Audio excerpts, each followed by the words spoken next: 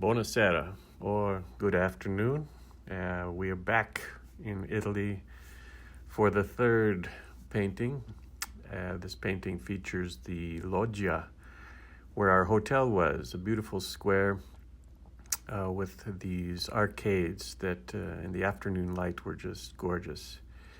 The particular challenge of this motif, I felt, was repeating lines, repeating shapes, how to do that effectively to show off the ornate qualities and at the same time create depth in the painting. I'm starting with some very light tones. This area that I'm painting now is going to be a sunstruck area, and I wanted to give a little warmth to it before I get into the columns and balustrades and other decorative elements. Working on the floor now, which also had bright passages, very bright passages, and with dark shadows moving across. This floor proved to be very challenging because there were a lot of things going on. A decorative element, the element of shadows and reflections, many things happening on the surface. And the challenge for me was how to minimize that and still make an effective presentation. I start with this graded wash, going from a little cooler to a little warmer in the foreground. This will help to get a feeling of striking sunlight coming through the right-hand side. And first go at creating the passageway here. At the end of this colonnade or arcade was a street. This led out into a street that was advertising a show at the museum, the local museum. And some of the elements proved to be really useful to me. One in particular was a red banner that was hanging down towards the end. But first I want to get this shape, the perspective of the floor and the columns that come down. That needs to be correct. I find it easier to do this by using the brush directly. It's proved to me to be a little easier, and I can manipulate things along the way. For example, this blue that I'm applying now, I can let that fade into the floor because it's still wet. I can also pull out some of the reflections with a paper towel, as you saw me do. I can do that very quickly. After having drawn it in or blocked it in, I can do that while it's still wet. So I'm finding some advantages to working with only the brush and not using the pencil to lay out the watercolor. So I'm tacking the left side straight away, trying to isolate that bright tone of sunlight coming through the columns and falling on the left-hand wall. There were entrances to the church to our left. There were moldings that climbed the left-hand wall. Those are basically what I'm painting. And these are repeated lines. The distances are actually the same, but you notice that they get more and more narrow as they move towards the far end. This helps to create depth. So it's a way to strategize the repeating of shapes or the repeating of lines in this particular motif. Well, there's that banner. Look at that bright red painted with basically one stroke. It's a natural draw to the far end of this passageway. And it's a little flat right now, but after adding some shadows and other elements, it'll have a positive pull, and it won't feel flat at all. At this moment, I'm starting to build up a big wash, very big wash that's going to transverse the whole upper part of the painting and find its way down the columns on the right-hand side.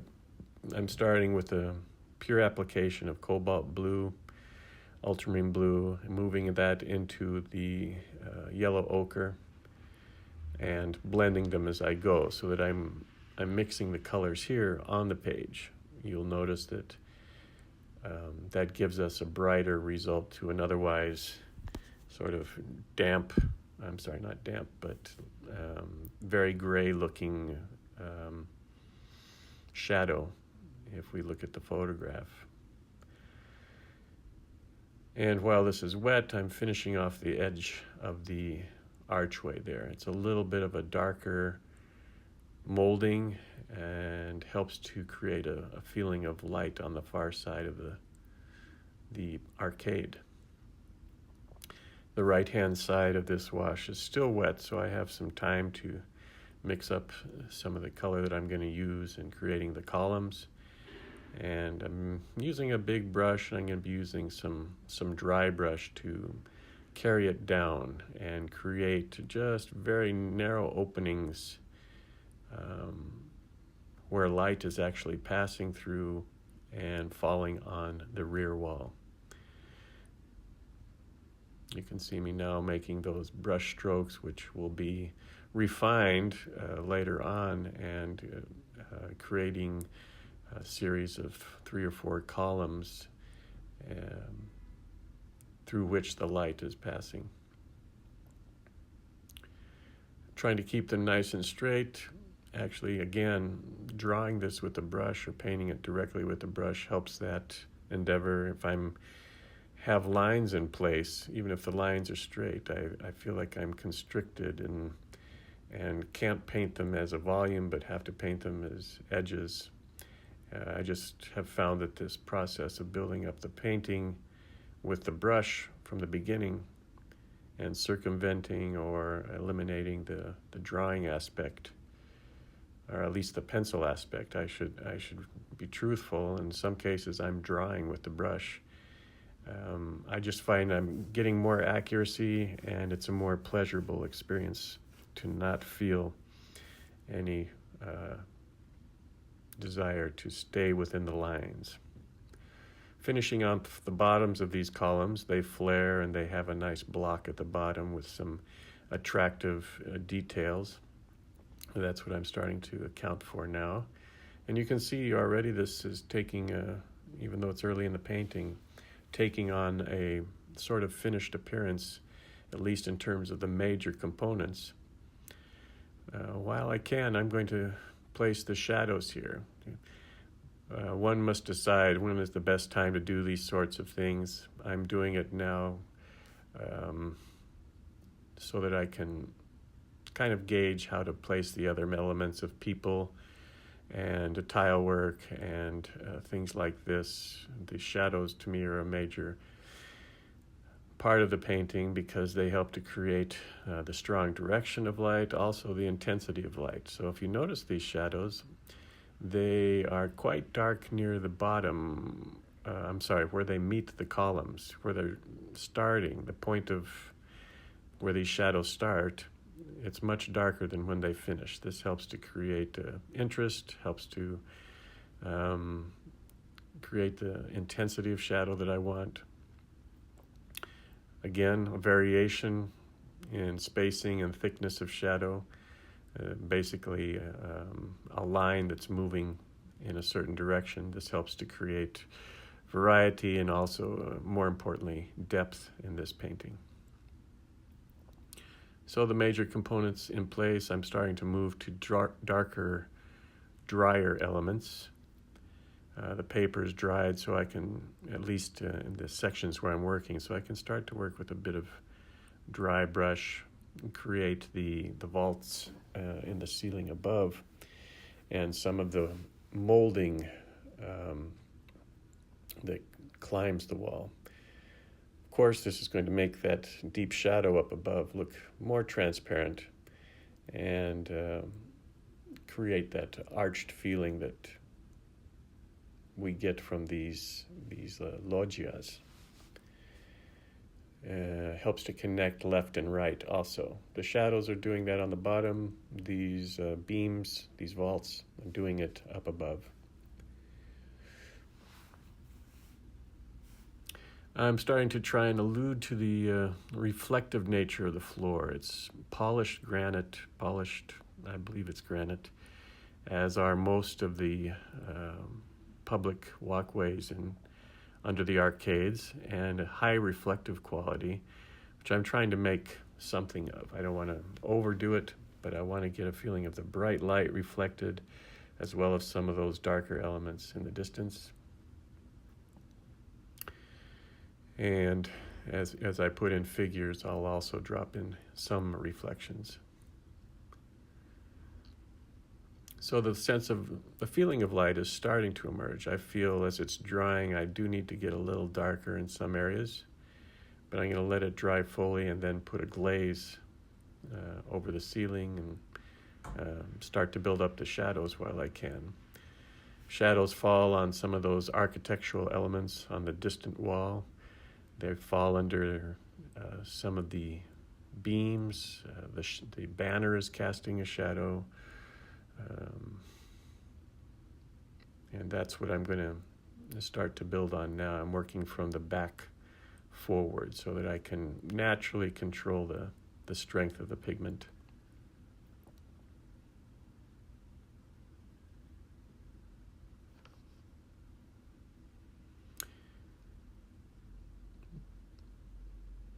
Another column, and this was done dry brush so that I can get some detail in that column. It had a sort of a scrolled appearance, and I want to account for that later on. Building up the shadow now, I'm going to be adding some blue to that to make it a little more of a pure shadow, especially towards the top and to the side of the shadow, so that we get a sense that this banner is indeed casting a shadow to the wall. We'll even place a bit of a shadow to the banner as the light is very low and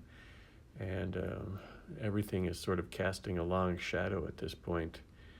Even the banner, which is rather thin, is going to be casting a shadow onto itself. There it is.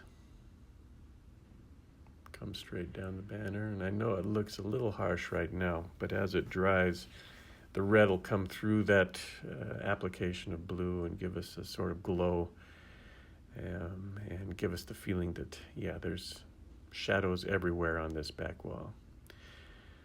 Next we're getting even more and more detailed. I wanted to get some of those nice details into the columns where I could. This seems a good place to do it, so I'm adding simple lines to give us the feeling of the details on the columns. And this is how I'm going about placing those decorative tiles. Doing it when the surface is dry gives me a good amount of control.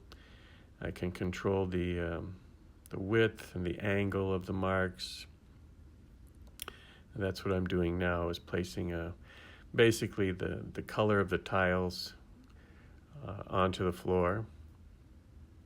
And as I move to the left, that's going to be a little less so that I can leave more of those reflections.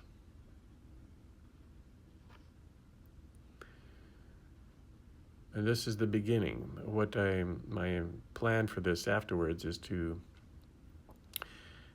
go back to these linear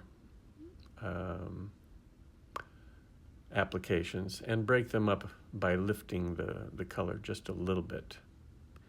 So I'm working hard right now to make adjustments while it's still wet so that it's not an overly aggressive pattern. I find that to be a difficult part to control when doing things like these tiles or other beautiful, they're works of art in themselves, but they can easily take over the light, the quality of the light. They can easily take over the feeling of depth. So I'm trying to control and adjust as I go.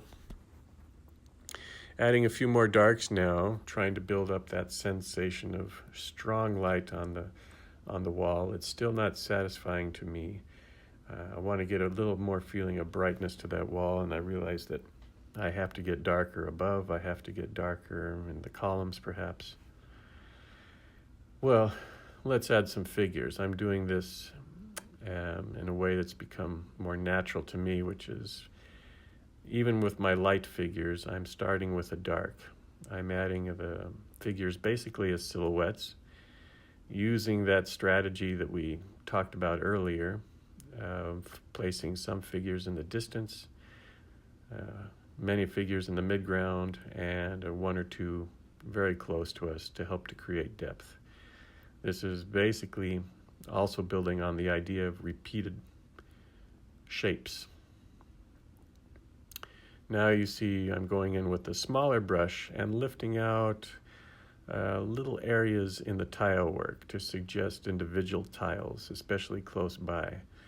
As these tiles recede, they become less distinct and create more of a line, but when they're close to us, there's a little bit of distinction. I wanted to make something of that. Now, adding some colorful elements to our figures. This fellow is carrying a red backpack. The fellow closest to us, his shirt is coming through his jacket. The group of ladies and their small niño is walking through the arcade with some bright colors as well. My figures are, I realize, largely grouped to the right-hand side here. I think that helps in isolating the figure with the backpack and makes him or her more of a draw. Will pull us back into the painting when I can establish some highlights back there. Well, now I'm adjusting the painting. I'm adjusting it because that wash has dried way too light for my satisfaction. I want to darken it and increase the strength of light on that wall. So I'm using the same two colors and, in fact, the same method of mixing them on the paper, but I've gone in with a much stronger mix and bringing that across the top of the ceiling. And those decorative elements have stayed in place, still visible. I don't think I have to restate them, but I will darken up the right-hand side as well to amplify those passages of light coming through the columns and finding the back wall. And now I'm getting into my strongest darks, defining some of the architectural elements of a doorway on the far left, getting into the figures again with some very strong darks to set them off, as well as create more brightness in the painting. That's my end game, if you will, in this painting, is to really have a strong feeling of light moving through the arcade, falling on the back wall.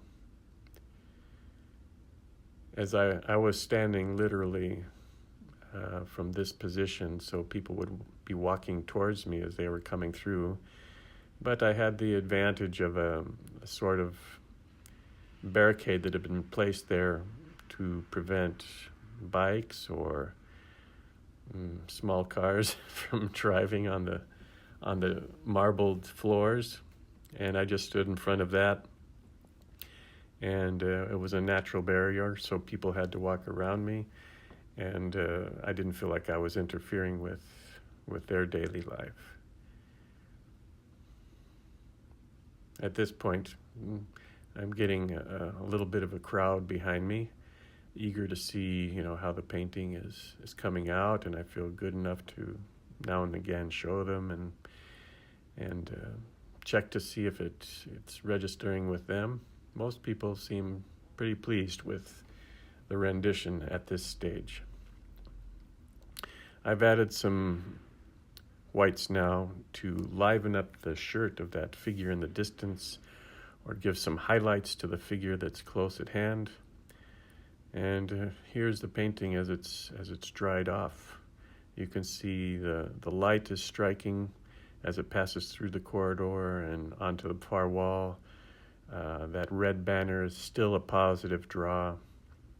The shadows are working well in the background, and the figures play an important role also to liven up the scene and make it feel like a thriving community.